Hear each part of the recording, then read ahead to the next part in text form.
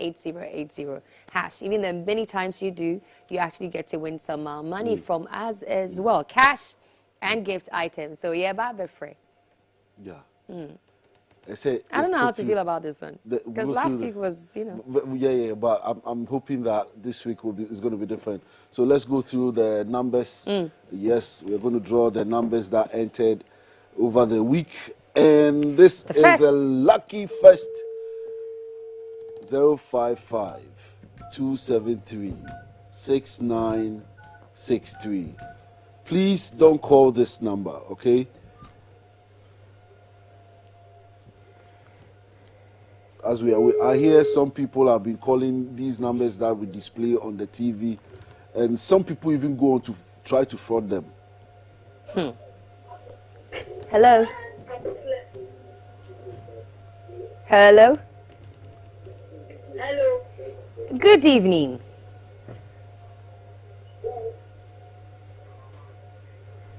Hello? Hello. Good evening. Evening. Pacho, you're from me, Caroline. Hello. Can you hear me? Evening. Can you hear me? I don't know the name. Yeah, this car brown titi there can him now hini. Hello. Hello? Yes. Good evening.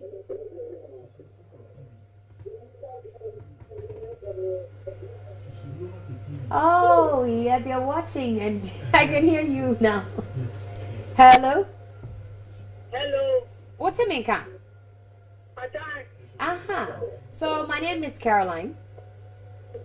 Yes. And I'm calling you from a Lucky Day TV show studio. GTV.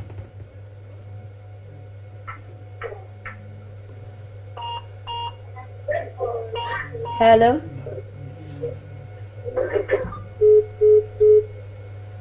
It's crazy. They're actually watching because I heard you. Let's take another one. Yes. Okay. 054 220 4597.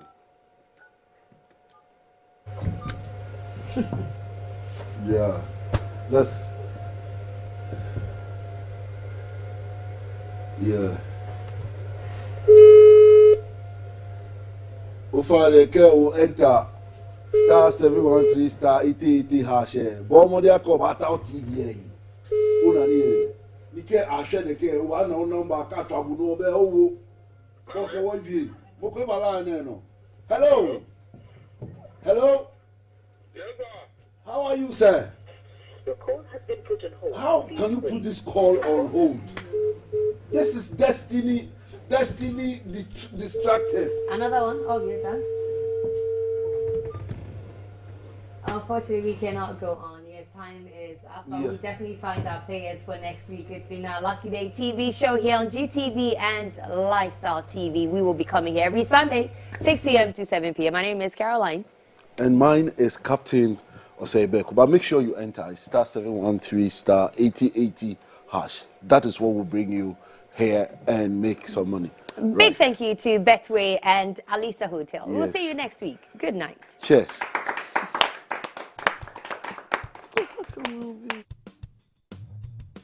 Let's get together here, while we play. Today is gonna be a lucky day for us. Take a whole day, there's no darling, no staring at the clock. 'Cause I got lucky, and you got lucky, and it's a lucky day. My lucky day, my lucky day. It's your lucky day, your lucky day. Don't leave a stone unturned. You might never know what's there for you. It's my lucky day. It's your lucky day.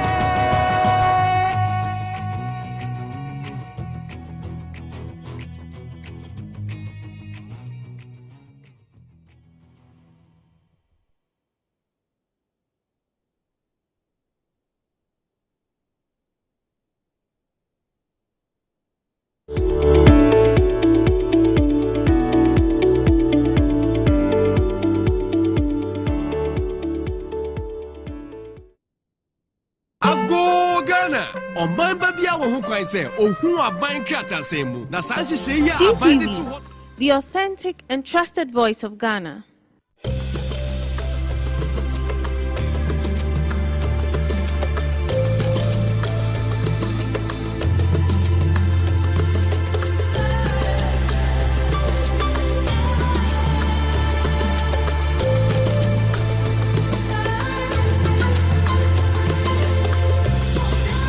GTV, the authentic and trusted voice of Ghana.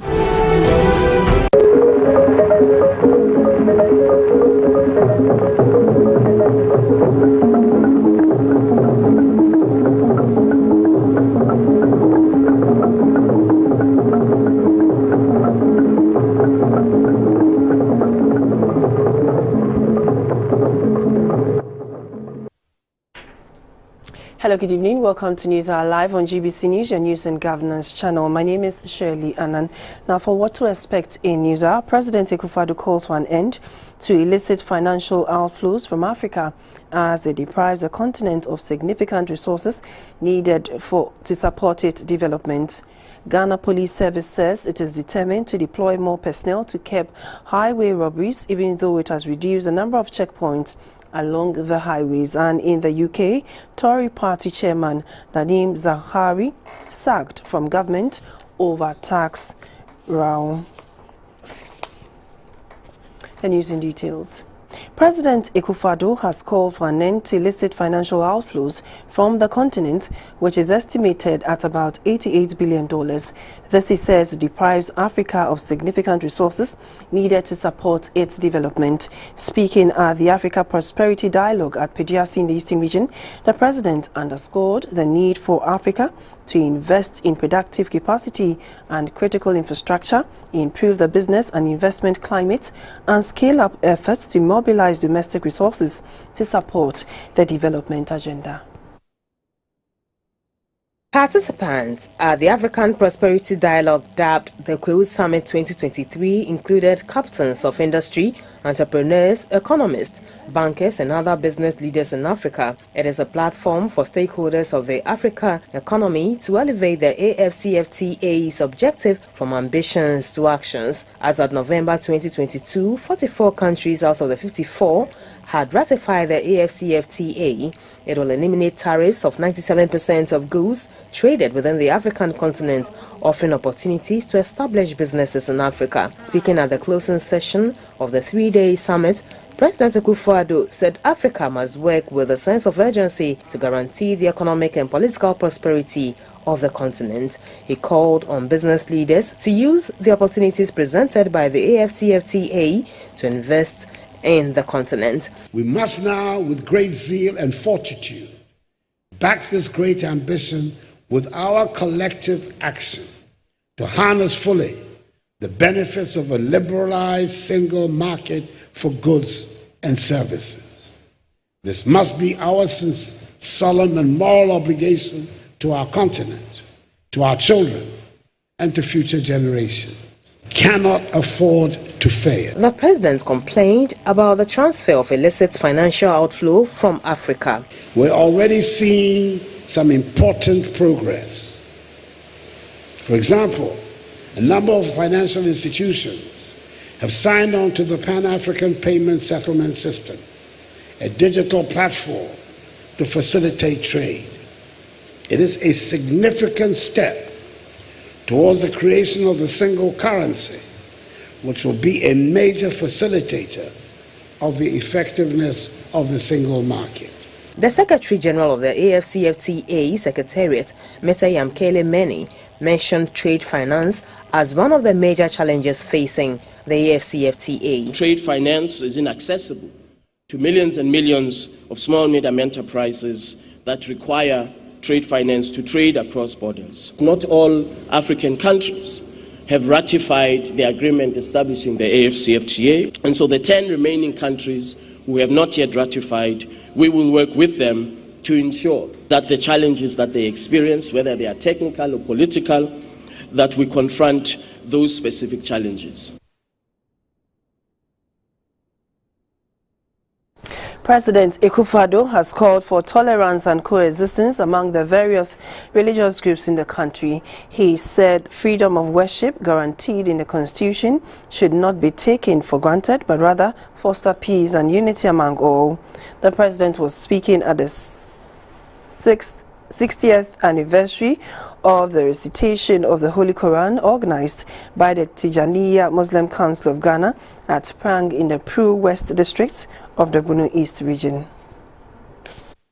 The event, a brainchild of the founder of Tijaniya, Sheikh Baba Jallo Maikano, former chief imam of the Ghana Armed Forces in the First Republic, started 60 years ago. It seeks to bring together Muslims around the globe to pray for peace and divine guidance. It is also to ensure peaceful coexistence among people from different religious groups in the country and around the world. The paramount chief of the Prang traditional area, Nana Kwadwo Nyarko III, commended President Akufo-Addo for projects executed by the government in the area. He also appealed to the president to complete projects, including the District Assembly Block Complex. President Akufo-Addo assured the Muslim community that the government would build an all-inclusive society that creates opportunities for Ghanaians, irrespective of their circumstances. He said the policy on development of inner cities and Zongo communities would be pursued to the letter. My presence here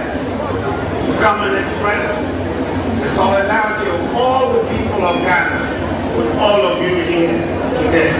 We are all one people, and we must continue to remain one people. The leadership of the Tijaniya Muslim Council of Ghana said the peaceful coexistence of religious groups in the country should not be taken for granted and urged all to maintain religious tolerance for nation building.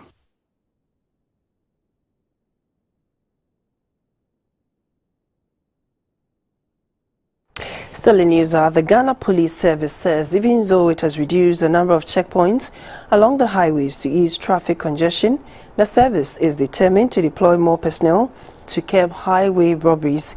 A chief superintendent of police responsible for traffic law enforcement, training and research at the Motor Traffic and Transport Department of the Ghana Police Service, Dr. Sasu Mensah, was speaking at Kumasi in the Ashanti region at a sensitization forum with partners in the road sector. The forum was to engage partners in the sector to share ideas on issues of road transport and transit facilitation to improve sustainability of national and regional road networks. It was organized by the Ghana National Road Transport Facilitation Committee under the supervision of the Ministry of Roads and Highways and supported by the EU-sponsored Transport Governance Project. This is to ensure removal of obstacles along the corridor for free flow of interstate road transport. Participants at the forum discussed the Ghana Driver's Guide document published in 2011 and updated later last year. The axle load manager of the Ghana Highway Authority, Mr. Albert Osayanan, explained that way bridges have been built along the major roads in the country to protect the road infrastructure from damage. Axle load control policy is to reduce overloading to 0% so that we can preserve the investment made on the road infrastructure. A member of the West Africa Road Transport, Alhaji Abubakar Abdul, who is also the chairman of the Haulage Transport Drivers Training Center, advised drivers to cooperate with police personnel along the highway, especially compliance with axle weighing. We should be free and fair with each other. But when it is time you have overloaded, be fair and polite and with due respect and shade off and pay your fine. Chief Superintendent Dr. Sasu Mensah, who is in charge of traffic law enforcement training and research at the Motor Transport and Traffic Department of the Ghana Police Service, said the Ghana Police Service is determined to ensure security and safety along the highways. The BIA has a number of road blocks also, but yes, road blocks not also. But yes, also police road blocks in BIA if you want, but. Ye roadblocks no enche say ye be compromise security ni be miem say be ya am robbers no omunya a role to play. The chief engineer at the Policy Planning and Evaluation Department of the Ministry of Roads and Highways, Mrs. Efua Ifa, advised road users and all stakeholders to apply instructions in the Ghana Driver's Guide to ensure safety on the country's roads. The police administration has interdicted a police inspector for negligently leaving a service rifle in a commercial vehicle. A statement issued and signed by the head of public affairs unit of the Western Regional Division of the Ghana Police Service said the rifle had since been returned by the driver of the said vehicle, who also alleged that the inspector had extorted money from him. The interdicted officer, Inspector Suleimana Adam, stationed with the Rapid Deployment Force at Takoradi in the Western Region, has been referred to the Police Professional Standards Bureau to allow for a thorough investigation into the circumstances surrounding the incident. The statement says both the inspector and the driver are assisting with the investigation. Families of some 16 persons who died in their line of duty at the El International Mining Company in the Talensi district of the Upper East region are demanding compensation 4 years after the incident. They say the company is yet to resolve the issue despite a directive from the Minerals Commission to that effect.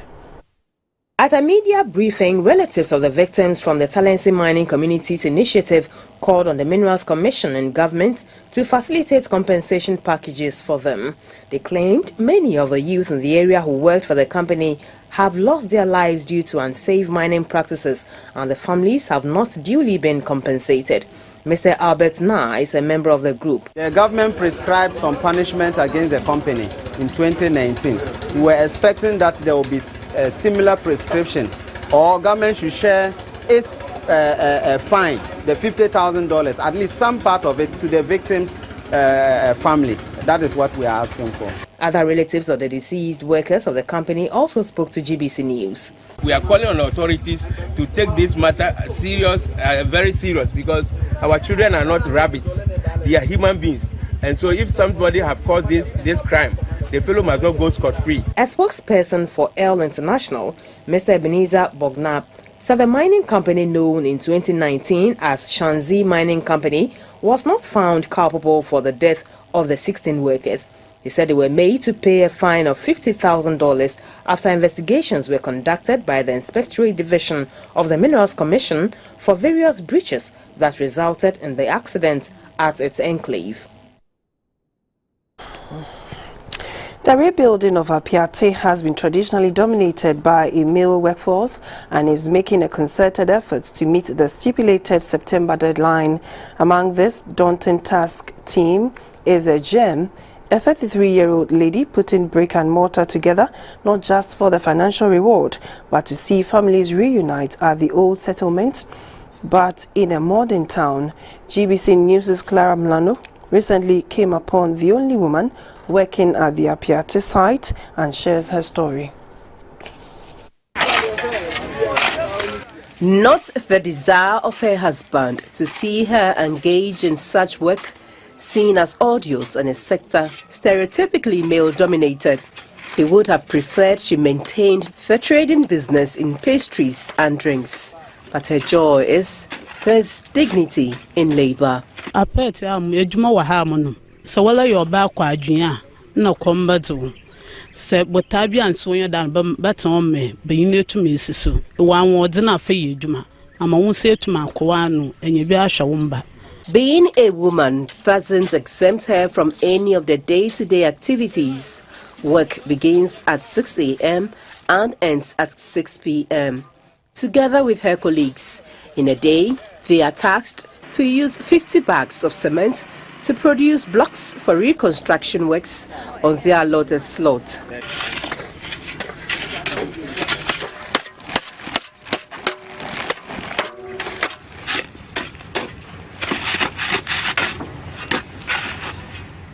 Minekwa easily fits into the mason role at Apiate when job openings became available, having learnt the trade as an apprentice at Brewa. School na ina moton on so nti ona ma wonyenye nti na masipapai oli yeduma mosfam na menye bi me da abo mofma no school ma me de ja me twa me de doko menye 1 million. Her employer is satisfied with her work and plans to keep her at post until she decides otherwise. In the beginning, wanted to avoid her of molding the block. But looking at the vim and the encouragement she brought, made me know that yes, she could do it. What a man can do, a woman can do it better. Now, income from this venture supports her husband in catering for their 5 children, and she hopes to set up her own block factory someday.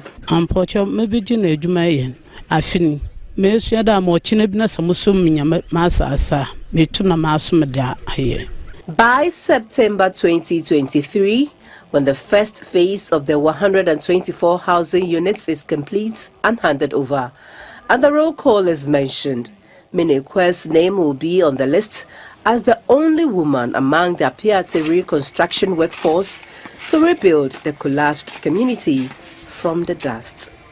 Clara Mlano, GBC News, Apiate. You're still watching Israel Live on GBC News. The paramount chief of Asino Rinchi traditional area in the central region, Ehunabubrim-Pra Ajinsim, has underscored the need to prioritize education as its benefits to development cannot be quantified. He said no efforts should be spared in providing such a resource to equip the youth to facilitate development.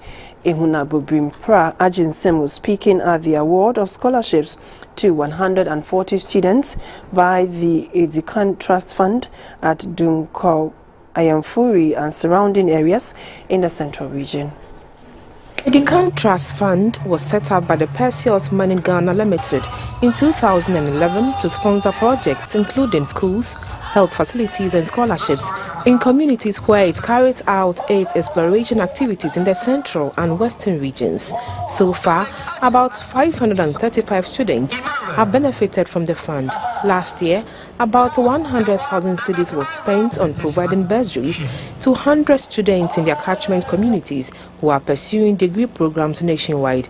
The general manager of Perseus Mining Ghana, Dr. Stephen Indede, said activities of illegal miners is undermining their work. The paramount chief of Asino Rinchi